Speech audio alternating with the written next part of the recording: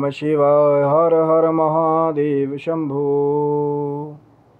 जय माता दी मित्रों, हर हर महादेव। कैसे हैं आप सब? शिव शक्ति चैनल पे आप लोगों का हार्दिक स्वागत है। और चैनल पे यदि नए हैं तो विनम्रता से निवेदन करूंगा कि चैनल को सब्सक्राइब कर लें ताकि हमारे द्वारा बनाई भी कोई भी वीडियो सबसे पहले आपको प्राप्त हो। वीडियो में दिखाई जाने वाली जानकारी यदि आपको अच्छी लगे ज़रूर लाइक करें, शेयर करें, सब्सक्राइब करें, क्योंकि शिव शक्ति चैनल पे पहले से ही बहुत सारी ज्ञानवर्धक वीडियोज़ है, आप उनका भी लाभ ले सकते हैं। और नित्य प्रति जो हमारी कोशिश है कि ज्ञान की कोई ना कोई चर्चा जो है वो नित्य प्रति चले, ताकि कल हो ना हो वाली जो बात है उसको कहीं ना कहीं हम थोड़ा सा जुटला दें। क्योंकि आज श्वास मिले हैं माँ जगदम्बा की कृपा से, भगवान शिव की कृपा से, कल हो सकता है हमें श्वास ना प्राप्त हो, कल हो ना हो। इसलिए चैनल को सब्सक्राइब रखिए। नित्य प्रति कोई ना कोई ज्ञान की चर्चा चल रही है, नित्य प्रति कोई ना कोई भक्ति की बात चल रही है, नित्य प्रति कोई ना कोई आध्यात्मिक रहस्य कहीं ना कहीं लाने की हमारी कोशिश होती है। आज की जो बात करें कि कौन है कागभूषुंडी जी, नाम सुना है क्या कभी कहीं? नहीं, लेकिन ये सुन लीजिए कि जो कागभूषुंडी जी हैं उनका प्रलय में भी नाश नहीं होता। क्या प्रलय में भी नाश नहीं होता? जी हाँ, भगवान श्री रामचंद्र जी की ऐसी कृपा है कागभूषुंडी जी के ऊपर, जो आज भी नीलगिरी पर्वत के ऊपर एक दिव्य क्षेत्र है। आगे जाकर के आप कई बहुत सारे उसको, हमारे जो ऑथर्स हैं वो नीलगिरी पर्वत को, वो जो वाला तमिलनाडु वाला जो केरल वाला जो हिस्सा है उससे कहीं ना कहीं कनेक्ट करते हैं। लेकिन जो हिमालय, जो दिव्य हिमालय है, जैसे सुमेरु और माउंट मेरू हैं, उनके ऊपर वो जो दिव्य कुछ स्थान है जहाँ पे सिर्फ कुछ दिव्य विभूतियाँ जाती हैं, सब लोग नहीं पहुँच सकते वहाँ। जहाँ गए थे एक बार भगवान शिव, जिन्होंने हंस बन करके जो है कागभूषुंडी जी से राम कथा सुनी थी। ये कब की बात है वो भी मैं आपको बताऊंगा। और कहीं ना कहीं वीडियो को अंत तक आप देखिए, क्योंकि पूरा वीडियो देखेंगे ना तो पूरा ज्ञान कहीं ना कहीं दिमाग में बैठेगा। इधर उधर से स्किप करके वीडियो को देखेंगे तो फिर कोई पॉइंट मिस हो गया, फिर आप चर्चा को ही खो दें, उस रस को खो दें, वो नहीं मैं चाहूँगा। पूरा वीडियो देखिए ताकि पूरा जो कहीं ना कहीं जो ज्ञान आपको देने की जो मैं अपनी अल्प बुद्धि से कोशिश कर रहा हूँ वो फिर पूरा लाभ आपको मिले। कहते हैं कि जब दक्ष प्रजापति जी ने वो यज्ञ किया था और माँ सती ने अपना दहन कर लिया था, तो उसके बाद भगवान शिव ने वीरभद्र जी को सब कुछ नष्ट भ्रष्ट करवा दिया था वो यज्ञ स्थली को। और कहीं ना कहीं कनखल क्षेत्र में जब भगवान शिव सब स्वयं गए थे, फिर जब ब्रह्मदेव को दोबारा जो है कैलाश पे जाना पड़ा भगवान विष्णु को कि महाराज आप ही चलिए, दक्ष का यज्ञ जो है वो तभी सफल होगा जब आप चलेंगे। फिर भगवान शिव जी ने कनखल क्षेत्र में दोबारा जाकर के बकरे का शीश लगाया था दक्ष प्रजापति के सिर पे, लेकिन उनसे रहा नहीं गया। और फिर वहाँ जो योगाग्नि से भस्म हुआ जो माँ सती का जो शरीर था, भगवान शिव ने उन्हें उस शरीर को उठाया और पागलों की तरह कहीं ना कहीं पूरे ब्रह्मांड में विचरण करने लगे। अब बहुत सारी कथाएं मिलती हैं कि फिर भगवान विष्णु ने अपने चक्र के द्वारा माँ के शरीर के खंड खंड किए थे, जो जहाँ भी गिरे वो खंड वो माँ के शक्तिपीठ बन गए। और तब भगवान शिव जी और व्यथित हो गए कि वो जो माँ की देह थी कहीं ना कहीं वो भी भगवान शिव के हाथों से चली गई। तो भगवान शिव जी ने कहते हैं कि अपना सारा वो जो संहारकर्ता का वो जो कार्यभार था उसको छोड़ दिया और बड़े बड़े वनों में विचरण करने लगे। अब ये उन लोगों के लिए भी यहाँ से एक बड़ी लाभकारी बात है जिनको कहीं से धोखा मिल जाता है और थोड़ा सा वैराग्य या खालीपन जिंदगी में आ जाता है, वो ज़रूर देखें इसको। जिनको प्रेम में धोखा भी मिलता है या अपने प्रेमी सज्जनों से जिसका कहीं ना कहीं बिछोड़ हो जाता है, वो भी इसको ज़रूर देखें कि कैसे उनके दुख का नाश हो। ये भगवान शंकर ने बहुत अद्भुत लीला की है उस समय, वो सब देखें। तो कहीं ना कहीं कहते हैं भगवान शंकर लीला करते हुए पागलों की तरह, जैसे कोई बहुत गहरा प्रेमी होता है सदमे में, वैसे घूमने लगे, कभी पर्वतों पे, कभी झरनों पे, और हरि नाम स्मरण तब भी करते हुए भगवान शिव जी कहते हैं कि घूमने लगे। तो कहते हैं कि एक बार घूमते घूमते नीलगिरी पर्वत के ऊपर वो जो दिव्य स्थान है वहाँ पे भगवान शंकर जी ने जाकर के देखा कि एक कौआ रूपा पक्षी, बाकी के वहाँ के जो दिव्य पक्षियों को, वहाँ पे एक झील है या सरोवर है, वहाँ पे वो दिव्य पक्षी जो है वृक्ष के नीचे जो है राम कथा सुना रहा है, एक कौआ बड़ी दिव्य वाणी में। तो भगवान शिव की अब लीला तो भगवान शिव की ही है। तो कहते हैं भगवान शिव जी वहाँ पे जब पहुँचे तो उन्होंने भी हंस, जैसे मानसरोवर में हंस होते हैं ना, उसका रूप लेकर के, भाई भगवान शिव जी हैं, उनके पास वो सिद्धियाँ हैं कायाकल्प की भी, कि कभी भी कोई भी रूप ले लेंगे, कभी किसी के भी कहीं भी आएंगे जाएंगे। भगवान शिव जी हैं, वैरागी है सिद्धियों के भैया, आदि योगी तो वही हैं। तो कहते हैं कि मानसरोवर का हंस बन करके फिर भगवान शिव जी ने वह राम कथा सुनी थी। लेकिन ये कैसे प्राप्त हुआ, उस एक कौवे को कैसे ये सब कुछ प्राप्त हुआ? राम कथा की कृपा। कहते हैं कि बहुत पहले, देखिए ये 28वां कलयुग है, उससे पहले भी कलयुग जो है वो हो चुके हैं। जैसे 27 कलयुग जो पहले होकर के गए। अब बहुत सारे बोलेंगे हैं, हाँ ये सर्कल चलता है ऐसे, सतयुग, फिर त्रेता, फिर द्वापर, फिर कलयुग, फिर दोबारा सतयुग। जब भगवान विष्णु की फिर एंट्री होती है, वो धर्म की स्थापना करते हैं और फिर सब कुछ फिर शुरू होता है मनवंतर के हिसाब से। तो कहते हैं कि फिर काकभूषणी जी जो है पहले के कलयुग में, अब बहुत जगह इसका विवरण मिलता है कि एक ऐसी स्थान पे उनको सेवा करने का अवसर मिला भगवान शिव की, जहाँ वो एक शिव मंदिर में भगवान शिव जी की आराधना करते थे। और जो गुरु थे वहाँ पे कहीं ना कहीं वो बड़े शिव भक्त थे। लेकिन कोई भी वैष्णव जन जब आता था तो गुरु जी उनको देख करके बड़े प्रसन्न होते थे और बड़ी आदर भाव वैष्णव भक्तों का करते थे।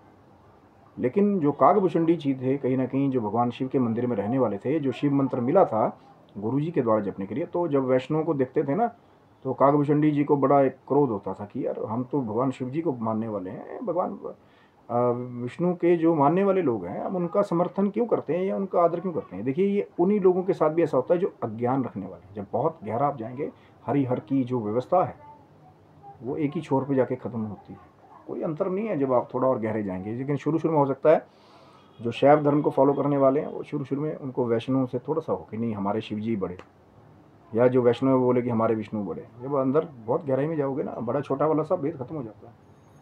वो उनकी आराधना करते हैं, वो उनकी आराधना करते हैं। इसको आदर्श के रूप में समझिए। और कहीं ना कहीं काकभूषणी जी को बड़ा क्रोध आता था। तो एक बार कहते हैं कि काकभूषणी जी शिव मंदिर में बैठे ध्यान लगा रहे थे, तो गुरु जी आए, लेकिन काकभूषणी जी ने उठ करके गुरु को प्रणाम नहीं किया और ईर्ष्यावश भी कि गुरु जी जो है वैष्णव लोगों का समर्थन करते हैं, मैं बहुत बड़ा या तो साधक हूँ। तो फिर कहीं ना कहीं देखिए बहुत सीखने वाली बात है कि जो गुरु जिनसे प्राप्त किया है उनका आदर हमेशा कीजिए। जो भी आपको सिखाया उन्होंने उसका आदर जरूर करें। तो फिर कहते हैं कि जब भगवान शिव ने ये देखा, गुरु जी तो बड़े दयालु थे, उन्होंने कुछ नहीं कहा। भगवान शिव जी से नहीं रहा गया, उन्होंने कहा कि जा अजगर की तरह बैठा रहा तो गुरु के सामने, जा जाकर के किसी पेड़ के पुराने खोखले में कई सालों तक पड़ा रहे, अजगर बन करके। श्राप दे दिया भगवान शंकर ने। तो फिर कहते हैं जब गुरु जी ने देखा तो फिर उनसे रहा नहीं गया, फिर उन्होंने एक स्तुति की, जो नमामि शमिशानम निर्वाण रूपम, ये वाली जो स्तुति है ये उन गुरु जी ने की थी। ये श्री रामचरितमानस में इसका वर्णन है। तो फिर कहते हैं जब स्तुति की गुरुदेव ने, तो उनकी इस स्तुति से भगवान शंकर बहुत प्रसन्न हुए कि मांगिए, आप क्या मांगते हैं, आप साधु स्वभाव वाले हैं, क्या मांगते हैं आप? तो उन्होंने कहा कि महाराज आपने श्राप तो दे दिया इसको, लेकिन इस श्राप को या तो आप वापस कीजिए। तो शंकर जी ने कहा कि मेरा कहा वापस तो नहीं होगा, हाँ, लेकिन जो अवधि है कहीं ना कहीं वो ज़रूर थोड़ी सी कम की जा सकती है। और इसको एक वरदान और देता हूँ कि इसने मेरा नाम जब तो किया मेरे मंदिर में बैठ करके, कि किसी भी जन्म में जब इसकी मृत्यु होगी तो इसकी स्मृति जो है वो बनी रहेगी, याददाश्त नहीं जाएगी। और ये जब भी कोई शरीर बदलेगा तो इसको बिल्कुल भी मृत्यु का कष्ट नहीं होगा। ये वरदान शंकर जी ने दे दिया। वैसा ही फिर क्रम चला, जैसे मृत्यु हुई और उसके बाद फिर कई जन्म लेने के बाद फिर वो जो महाराज थे जिन्होंने गुरु जी का अनादर करके श्राप खाया था शंकर जी का, फिर कहते हैं कि एक ब्राह्मण का जन्म उनको मिला।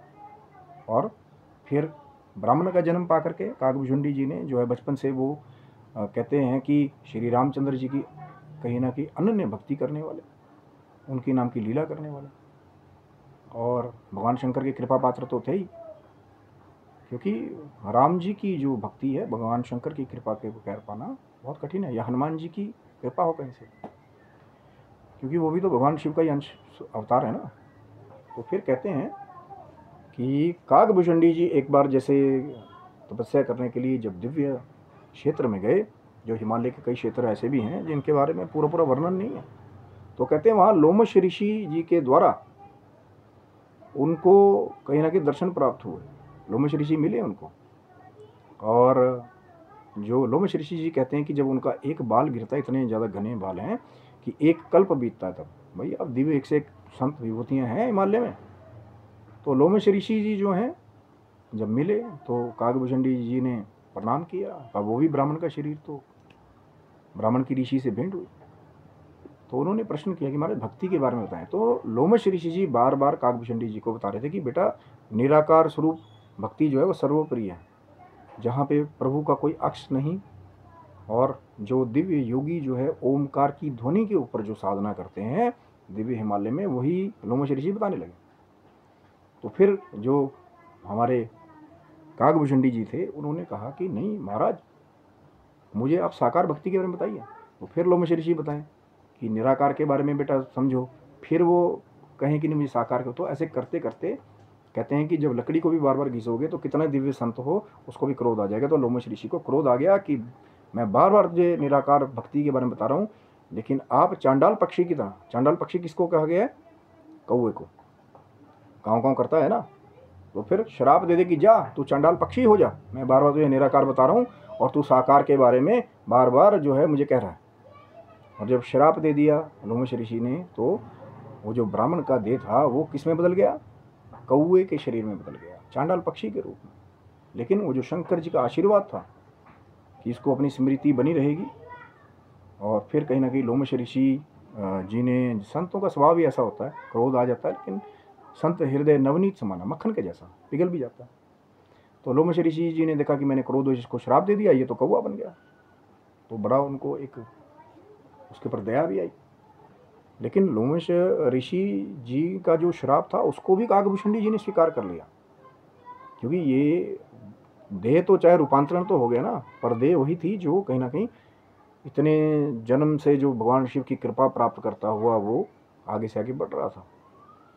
तो फिर कहते हैं लोमश ऋषि ने जो साकार भक्ति का श्री राम कथा का वो जो वर्णन है श्री रामचरितमानस में, वो दिया कागभूषणी जी को कि जाओ, ये मैंने भगवान शंकर की कृपा प्रसाद से, लोमश ऋषि जी ने कहा वहाँ पे, ये मैंने राम कथा का जो रस है, जो साकार भक्ति का सर्वप्रिय रूप है इस पृथ्वी पे, ये मैं आपको देता हूँ। आज से आप राम कथा के अधिकारी हैं। तो फिर कहते हैं कि तब खुश होकर के कागभूषणी जी उड़ करके वो जो नीलगिरी पर्वत के ऊपर का वो जो क्षेत्र है, जहाँ पे आज भी लोमश ऋषि जी के आशीर्वाद से प्राप्त वो जो राम कथा को नित्य प्रति कागभूषणी जी वो कौवे का शरीर होकर के भी नित्य प्रति वहाँ पे राम कथा करते हैं। और कहते हैं कि उस दिव्य क्षेत्र में कुछ कोस तक आज भी कलियुग की एंट्री नहीं है, जहाँ जहाँ वो राम कथा का प्रचार प्रसार होता है। और ये वही क्षेत्र है जहाँ का मैंने वर्णन किया था कि शंकर जी भी वहीं गए थे, उन्होंने राम कथा सुनी थी हंस बन करके। और फिर एक बार जब गरुड़ जी को माया लगी थी, वो लंबी चर्चा है, उसके लिए चैनल को सब्सक्राइब रखिएगा कि कैसे गरुड़ जी को माया लगी थी। और फिर भगवान शंकर की ही कृपा से या संकेत से गरुड़ जी जो हैं वो इसी कागभूषणी जी के क्षेत्र में गए थे। और जैसे ही कागभूषणी जी के उस क्षेत्र में गरुड़ जी की एंट्री, तो उनकी जो माया लगी थी, जो उनको भ्रम हो गया था, वो दूर हो गया था। फिर तो मैंने कहा था वो भी कथा लंबी है कि कैसे कागभूषणी जी को भ्रम हुआ था, क्योंकि श्री रामचरितमानस में अगर आप पढ़ेंगे जो बाबा तुलसी के द्वारा जो कृति दी गई है, उसमें 3 वक्ता है और 3 श्रोता हैं। कि जो रामचरितमानस की जो शुरुआत होती है कहीं ना कहीं जब याज्ञवल्क्य मुनि से भारद्वाज मुनि राम कथा सुनना चाहते हैं, प्रयाग के तट की वो जो बात कही गई है श्री रामचरितमानस में, वहीं से शुरुआत है। तो एक श्रोता और वक्ता याज्ञवल्क्य मुनि और भारद्वाज जी के बीच में संवाद हुआ। दूसरे श्रोता वक्ता श्री शंकर जी के और माँ जगदम्बा के बीच में संवाद हुआ, वो एक और श्रोता वक्ता। और जो तीसरे श्रोता वक्ता है, जो मैंने आपको कहा था कि गरुड़ जी भी गए थे वहाँ पे राम कथा सुनने के लिए, अपनी शंकाओं को समाधान करने के लिए। तो फिर एक श्रोता वक्ता जो है कहीं ना कहीं कागभूषणी जी ने कथा सुनाई और गरुड़ जी ने उसको सुना था। और ऐसे ही कहते हैं वो आज भी वो जो क्षेत्र है, वो जो गुप्त क्षेत्र है नीलगिरी पर्वत को पार करके ऊपर जा करके, वहाँ पे आज भी दिव्य रूप से राम कथा जो है वो काग शरीर वाले कागभुषुंडी जी आज भी करते हैं, और प्रलय में उनका नाश नहीं होता। और बार बार जब त्रेता युग आता है तो कागभुषुंडी जी जो हैं वो अयोध्या जाते हैं, भगवान श्री रामचंद्र जी की बाल लीलाओं का आनंद लेते हैं। और कुछ और भी ऐसी दिव्य लीलाएं थी जो श्री रामचंद्र जी के रूप ने कागभुषुंडी जी के साथ भी की। कि एक बार कागभुषुंडी जी को पकड़ने के लिए श्री रामचंद्र जी का हाथ बढ़ता गया, बहुत सुंदर लीला है।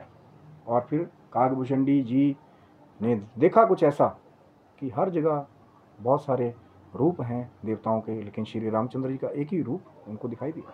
वो श्री रामचरितमानस को जो आप पढ़ेंगे तो बड़ा ही सुंदर चित्रण उसमें मिलेगा। लेकिन कोशिश कीजिए जो ऑथेंटिक श्री रामचरितमानस है, बाबा तुलसी द्वारा रचित, गीता प्रेस गोरखपुर वाला, उसको ही कहीं ना कहीं आप पढ़ेंगे तो आपको ऑथेंटिक नॉलेज मिलेगी। क्योंकि मैं हमेशा से तारीफ़ करता हूँ और मैं धन्यवाद भी देता हूँ। हनुमान प्रसाद पोद्दार जी ने बहुत लंबी लड़ाई लड़ी है, या गीता प्रेस गोरखपुर जिन्हें नेशनल अवार्ड तक मिला हुआ है, मैं कहीं ना कहीं उनकी दिव्य उन कृतियों को नमस्कार करता हूँ, उनकी लड़ाई को प्रणाम करता हूँ। जो ये दिव्य ज्ञान उनके द्वारा कहीं ना कहीं आज हम जैसे अल्प बुद्धियों तक आया, फिर आगे जो हमारी आने वाली जनरेशन है, जो वो दिव्य राम कथा या वो दिव्य श्री रामचरितमानस का जो रूप है, जो दिव्य चौपाइयाँ हैं कहीं ना कहीं, जहाँ से हर एक मनोरथ की सिद्धि है। धर्म, अर्थ, काम और मोक्ष जो मानव जीवन का वो 4 स्तंभ हैं, 4 मेन टारगेट हैं, वो कहीं ना कहीं श्री रामचरितमानस का जो अध्ययन करने वाले हैं, जैसे कथा सुनाई थी कागभुषुंडी जी ने गरुड़ जी को, और वही मैंने बात की थी कि प्रलय काल में भी कागभुषुंडी जी का अंत नहीं होता है। वो जो आश्रम जहाँ पे कागभुषुंडी जी का है, अब चाहे वो बहुत सारे वो कवि लगे हुए हैं कि वो तमिलनाडु केरल वाले जो नीलगिरी से उसको जोड़ने लगे, लेकिन उसके ऊपर के कुछ हिमालय के दिव्य क्षेत्र हैं जहाँ पे वो रमणीक क्षेत्र आज भी है, जहाँ कागभुषुंडी जी आज भी राम कथा करते हैं। लेकिन वहाँ पहुँचता कौन है? वो दिव्य संत, साधु, बैरागी जो उन्नत सिद्ध हैं, जिनके पास अलग अलग महान शक्तियाँ हैं। किसी के पास उड़कर जाने की शक्ति है, किसी के पास अदृश्य होकर कहीं भी पहुँचने की शक्ति है, लेकिन वहाँ पहुँचता कौन? जिसके पर भगवान श्री भूत भावन भोलेनाथ जी की कृपा हो जाती है, भगवान शिव का जो सेवा से अनन्य प्रसाद जो कहीं ना कहीं राम कथा के रूप में मिलता है, फिर वही उसको चख सकता है, वही उसको पा सकता है, वही अध्ययन कर सकता है। और श्री रामचंद्र जी की वो जो अनन्य कृपा, जब वो कृपा प्रसाद राम कथा का प्राप्त हो जाता है, वो दिव्य चौपाइयाँ ज्ञान राम कथा की प्राप्त हो जाती हैं, तो फिर बहुत बड़े बड़े मनोरथ हैं भगवान रामचंद्र जी की कृपा से, श्री राम जी की कृपा से, जो फिर आम जन के लिए भी जो बड़ी बड़ी जो कहते हैं शक्तियाँ प्राप्त करने का जो मार्ग है, या अपने सभी मनोरथों को पूरा करने का जो मार्ग है, फिर वो सुलभ हो जाता है। लेकिन किसकी कृपा से? सबसे पहले भगवान शंकर की आराधना से, या जो उनके अंश अवतार हैं श्री श्री हनुमान जी महाराज, जो कलयुग में भी जैसे वो कागभुषुंडी जी का रमणीक क्षेत्र है आज भी, वैसे ही हनुमान जी भी एक दिव्य क्षेत्र में रह करके आज भी कलयुग में निवास करते हैं, और दिव्य पर्वत पर रह करके राम कथा का वो भी जाप करते हैं, स्मरण करते हैं। और कहीं ना कहीं जब वो कल की अवतार होगा अंत में, तो हनुमान जी का भी वहाँ पे प्राकट्य होगा दोबारा, जो कली और कलयुग के मलेच्छों के साथ युद्ध करेंगे, कल की अवतार के साथ। लेकिन चौथे चरण की महाराज ये बात है, फिर कहीं ना कहीं सुनाई देगा भविष्य मलिका में ये लिखा है, जाकर के पढ़िए कल की पुराण, ऑथेंटिक, जैसे जो गीता प्रेस गोरखपुर ने जो कृतियाँ संभाल के रखी हैं, फिर कहीं ना कहीं आपको मिलेगा वो दिव्य ज्ञान जो बहुत पहले वेद व्यास जी ने कहीं ना कहीं पुराणों में उतार दिया था, जो आज भी जो अगर अध्ययन करे उसका, तो कहीं ना कहीं बहुत सारे उसके प्रश्नों का उत्तर उन्हें मिल जाए। जैसे कि आज हमारा वो जो सीक्रेट या गुप्त वो जो स्थान है, जहाँ आज भी राम कथा करते हैं कागभुषुंडी जी, जिनका प्रलय काल में भी अंत नहीं होता, जिनका कहीं भी से भी नाश नहीं होता, और वो आश्रम जहाँ पे कलयुग की आज भी एंट्री नहीं होती, कुछ कोस तक आज भी वो स्थान है। क्या आपने भी सुना है स्थान के बारे में?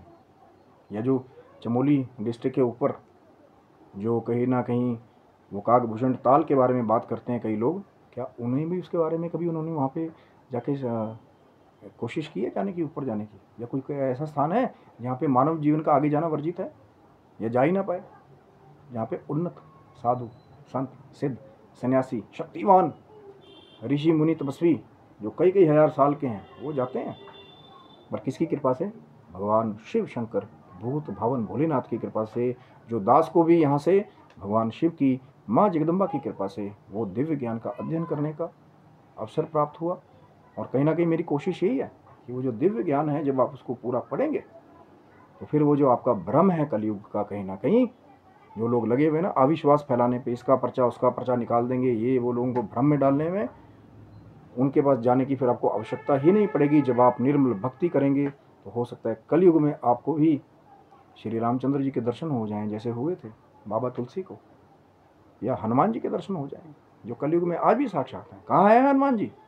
किस पर्वत पे?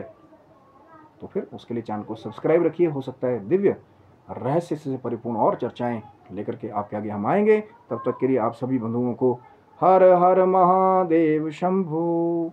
जय माता दी, जय श्री राम। आप सबको